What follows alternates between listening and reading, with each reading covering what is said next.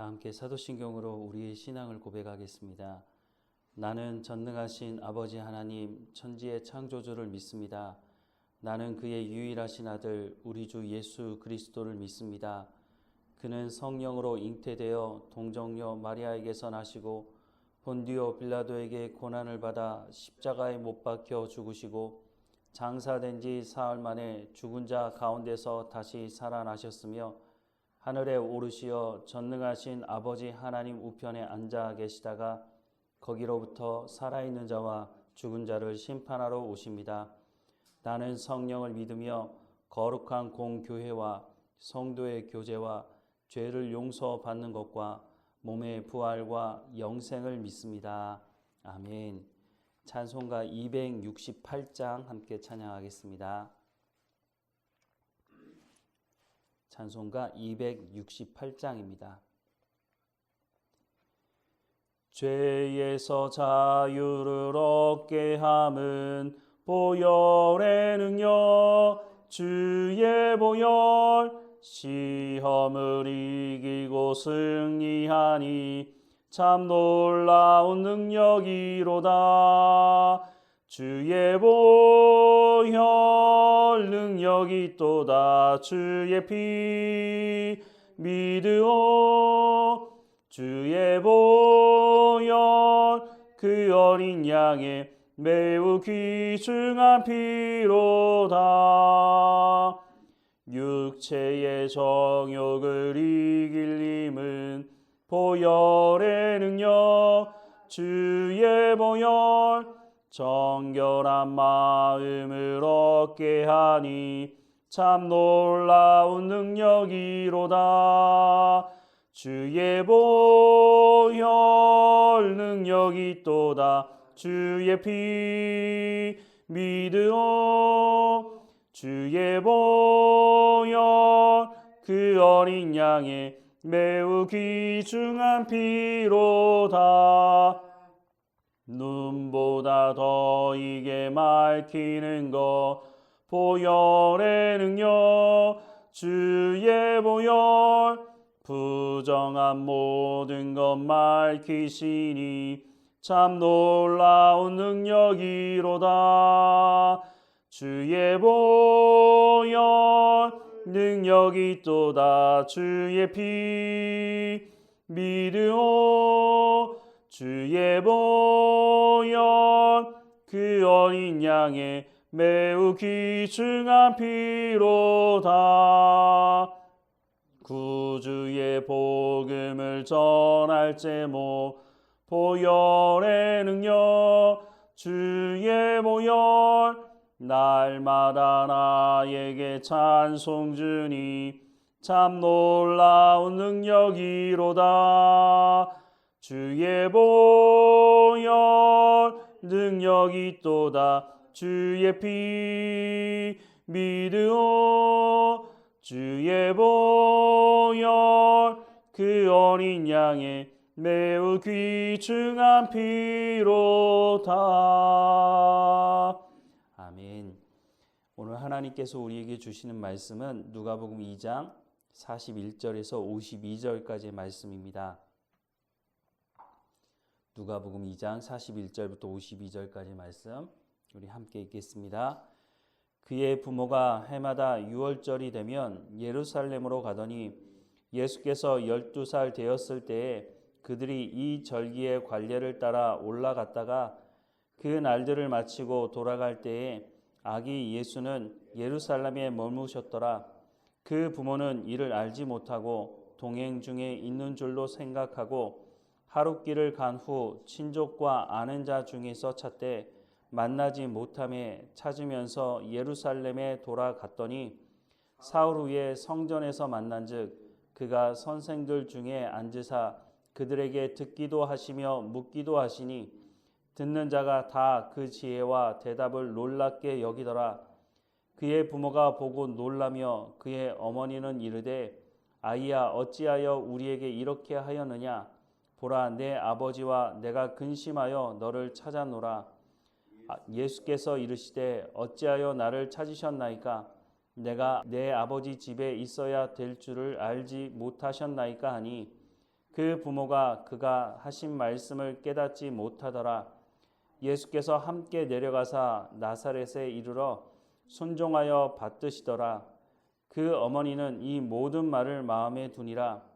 예수는 지혜와 키가 자라가며 하나님과 사람에게 더욱 사랑스러워 가시더라. 아멘. 유대인들에게 있어서 3대 절기가 있습니다. 유월절, 초막절, 칠칠절. 이것 크게 3대 절기라고 말을 하는데요. 이 3대 절기에는 20세 이상의 남자들은 모두 예루살렘 성전을 찾아가야 했습니다. 예수님의 부모님들도 이 3대 절기 중 하나였던 유월절에 성전을 찾았다고 말씀을 해주고 있습니다. 41절과 42절 말씀해 보면 그의 부모가 해마다 유월절이 되면 예루살렘으로 가더니 예수께서 12살 되었을 때에 그들이 이 절기의 관례를 따라 올라갔더라 말씀을 하고 있습니다. 예수님이 12살 되었을 때 올라갔다고 하는 것을 보면 이전에는 예수님이 함께 동행하지 않았던 것으로 보입니다. 그런데 왜 12살 되었을 때였을까? 지금도 유대인들을 보면 유대인들의 성인식은 남자는 13살, 여자는 12살에 행한다고 합니다. 유대인들에게 있어서 성인식은 참 중요하게 생각을 하는데요. 말 그대로 성인이 된다는 겁니다. 그러니까 종교적으로도 이 성인으로 인정을 받을 뿐만 아니라 공동체의 일원으로서 또 책임을 다해야 한다는 것입니다. 그래서 진짜인지 모르겠지만 우리는 우리의 자녀들이 중2병을 앓는 것 때문에 상당히 어려움을 많이 겪는데 유대인들은 중2병이 없다는 얘기를 합니다. 왜냐하면 중2병이 걸릴 때쯤에 성인으로서의 성인, 책임을 져야 하는 성인식을 거행하기 때문에 그런 고민을 할 여력이 없다는 것이죠. 어떻게 보면 독립해도 되는 그런 나이가 되었다는 것을 인정해 주는 것입니다. 예수님도 아마 그 성인식을 전후해서 예루살렘을 방문한 것이 아닌가 하는 생각을 해보게 됩니다. 어쨌든 예루살렘에 방문을 하게 됐는데 예수님이 12살 되었다고 하면 우리나라 나이로 하면 13살, 14살, 15 많이 잡으면 그 정도 될 거라고 생각이 드는데 그 정도 나이가 되면 길을 잃을 정도는 아니라고 생각이 듭니다. 예루살렘에 왔다가 다시 돌아가는 중에 예수님이 친척이나 다른 사람들과 함께 있겠지 부모는 생각을 했는데 아니 며칠을 지나서 보니까는 예수님이 보이지 않자 찾기 시작을 했습니다. 43절에서 48절 말씀을 보면 그 날들을 마치고 돌아갈 때에 아기 예수는 예루살렘에 머무셨더라. 그 부모는 이를 알지 못하고 동행 중에 있는 줄로 생각하고 하룻길을 간 후 친족과 아는 자 중에서 찾되 만나지 못함에 찾으면서 예루살렘에 돌아갔더니 사흘 후에 성전에서 만난즉 그가 선생 중에 앉으사 그들에게 듣기도 하시며 묻기도 하시니 듣는 자가 다 그 지혜와 대답을 놀랍게 여기더라. 그의 부모가 보고 놀라며 그의 어머니는 이르되 아이야 어찌하여 우리에게 이렇게 하였느냐 보라 내 아버지와 내가 근심하여 너를 찾았노라 라고 말씀을 하고 있습니다. 아이를 기르면서 아이를 잃어버리신 적이 있으십니까? 저희도 아이를 셋 기르면서 2번 정도 아이를 잊어버린 적이 있는데 2번째 아이 잊어버렸을 때는 정말로 하늘이 노랗게 보이더라고요. 몇 시간 동안 찾았는데 찾지 못하고 나중에는 엄마 아빠한테 얘기하지 않고 친구 집에 놀러 갔더라고요. 근데 어쨌든 아이를 잃어버린 경험이 있는 부모들은 이 말이 무슨 말인지 알 겁니다. 아니 이거 도대체 어디 가서 찾느냐, 어떻게 되느냐, 죽었는지 살았는지 알 수가 없는 짧은 시간이라 할지라도 정말 하늘이 노랗게 보이는 경험을 하게 되는데 사흘을 자기 아들을 찾지 못했으니 얼마나 그 부모의 마음이 정말 이루 말할 수 없는 힘든 고통 가운데 있었을 것입니다. 그런데 예수님이 성전에 있는 것을 보고 너 왜 이렇게 했느냐라고 말을 하자 49절 말씀해 보면 예수께서 이르시되 어찌하여 나를 찾으셨나이까 내가 내 아버지 집에 있어야 될 줄을 알지 못하셨나이까 라고 대답을 합니다. 이 말씀을 잘못 들으면 야 예수님 어렸을 때부터 참 버릇이 없었네 라고 생각할지 모르지만 성경은 그렇게 말씀하고 있지 않다는 것입니다. 51절과 52절에 보면 예수께서 함께 내려가사 나사렛에 이르러 순종하여 받드시더라. 그 어머니는 이 모든 말을 마음에 두니라. 예수는 지혜와 키가 자라가며 하나님과 사람에게 더욱 사랑스러워 가시더라 라고 말씀을 하고 있습니다. 이 사건 이후부터 그렇게 되었다고 보이지는 않습니다. 예수님이 어렸을 때부터 그 부모를 잘 섬겼다고 하는 것을 말씀해 주고 있는 것입니다. 우리는 예수님은 하나님의 아들이시니까 하나님의 아들은 그렇게 해도 되지라고 생각할지 모르지만 예수님은 그렇게 사시지 않았다는 겁니다. 육신의 부모인 요셉과 마리아에게 순종하며 자신이 해야 될 모든 책임을 잘 감당하며 삶을 사셨다는 겁니다. 30세가 되어서 사역을 시작하면서부터가 아니라 예수님은 완전한 인간으로서 그 부모에게 해야 될 모든 것들을 잘 감당하며 사셨다고 말씀하고 있습니다. 무엇보다 하나님과 사람에게 더욱 사랑스러워 가시더라 라고 말씀합니다. 사람들로부터 어떻게 사랑을 받겠습니까? 겸손하게 자기가 해야 될 일을 잘 하게 된다면 어른들이 보고 칭찬 안 할 리가 없는 것이죠. 사랑하게 되는 것이죠. 예수님은 이 땅에 오셔서 사역을 하시기 전에도 자기가 마땅히 살아가야 될 그 삶을 충성되이 잘 감당했다는 것입니다. 이런 모습을 보면서 우리는 어떻게 살아가야 될지를 우리가 보게 됩니다. 우리가 교회에 와서만 거룩한 삶을 살아가는 것이 아니라 가정에서, 일터에서 우리가 살아가는 삶의 현장에서 하나님으로부터도 인정받고 사랑받지만 우리가 사람들로부터도 인정받고 사랑받는 삶을 살아야 한다는 것입니다. 예수님께서 그 본을 보여주시지 않았습니까? 예수는 지혜와 키가 자라가며 하나님과 사람에게 더욱 사랑스러워 가시더라 라고 말씀하는 것처럼 우리도 그와 같은 삶을 살아가야 한다는 것입니다. 그러면 그렇게 살아가는 삶을 알기는 알겠는데 그럼 어떻게 이렇게 살 수 있느냐? 위로부터 오는 하나님의 지혜를 가져야 이렇게 삶을 살아갈 수 있다는 것입니다.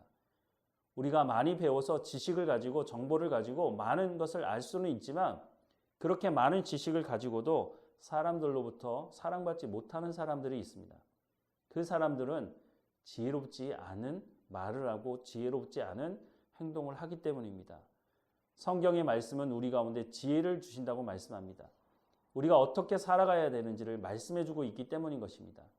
그래서 우리가 하나님의 말씀을 가까이 하고 위로부터 오는 지혜를 구하라고 말씀하는 것처럼 하나님께 말씀을 구하며 살아가야 하는 것입니다. 하나님의 말씀을 들었다면 그 말씀대로 순종하고 살아간다면 우리가 하나님으로부터도 또 사람으로부터도 사랑스러워 가는 삶을 살아갈 수 있다고 성경은 말씀해 주고 있습니다. 혹시 우리가 사람들로부터 더욱 사랑스러워 가는 삶을 살아가지 못하고 있다면 내가 하나님의 말씀을 잘 듣고 있는지, 내가 하나님의 말씀을 듣고 순종하는 삶을 살아가고 있는지를 점검해 보면 알 수 있을 것입니다. 하나님의 약속의 말씀이기도 합니다. 하나님의 말씀을 따라 순종하는 사람은 당연히 하나님께서 기뻐하시고 사랑스러워 하시겠죠. 하지만 사람들의 관계 속에서도 하나님은 하나님의 지혜를 가지고 하나님의 말씀에 순종하는 사람들이 사랑을 받도록 하신다고 말씀해 주고 있습니다. 우리 모두가 이 말씀대로 우리가 예수님을 믿으면 믿을수록 사람들로부터도 더욱 사랑스러워지는 우리의 삶이 되기를 주님의 이름으로 축원합니다. 기도하겠습니다. 사랑하는 하나님, 이스라엘 백성들은 잘못된 선민의식을 가지고 자신들만 구원받으면 된다고, 자신들만 하나님으로부터 사랑받으면 된다고 하는 잘못된 생각을 가지고 살았습니다. 하나님, 우리에게는 이와 같지 않게 하시고 우리를 구원하신 그 하나님께 감사할 뿐만 아니라 우리가 삶을 살아가는 현장에서 구원받은 백성으로서 하나님의 말씀을 듣고 순종함으로 하나님께 기쁨이 되며 하나님의 사랑을 받는 사람일 뿐만 아니라 사람들에게도 더욱 사랑스러워지는 삶을 살아갈 수 있도록 인도해 주옵소서. 거룩이라고 하는 것이 하나님의 말씀을 듣고 순종하는 것을 통해서 드러나는데 그 거룩이 우리가 삶을 살아가는데 상식적인, 우리가 도덕적이고 윤리적인 삶을 넘어서는 하나님의 말씀에 순종하는 삶을 통해서 그 거룩함을 드러내라고 말씀하시니 그 말씀이 어떤 말씀인지를 귀를 열어 듣게 하시고 위로부터 오는 지혜를 우리 마음에 새기며 삶을 살아갈 수 있도록, 그래서 우리의 생명도 살릴 뿐만 아니라 이웃의 생명도 살리는 우리의 삶이 될 수 있도록 은혜를 허락해 주옵소서. 오늘도 우리가 살아가는 삶의 현장에서 우리에게 맡겨진 모든 일에 충성을 다할 수 있도록 건강함과 지혜와 필요한 명철과 총명을 허락해 주셔서 이 모든 일을 통해서 하나님의 영광을 드러내는 우리의 삶이 될 수 있도록 인도해 주옵소서. 오직 하나님께만 영광이 되는 영광을 돌리는 삶이 될 수 있도록 하나님 우리 가운데 은혜를 베풀어 주옵소서. 오늘도 하나님께서 우리를 인도하실 줄 믿고 감사하고 예수님의 이름으로 기도드립니다. 아멘. 하늘에 계신 우리 아버지, 아버지의 이름을 거룩하게 하시며 아버지의 나라가 오게 하시며 아버지의 뜻이 하늘에서와 같이 땅에서도 이루어지게 하소서.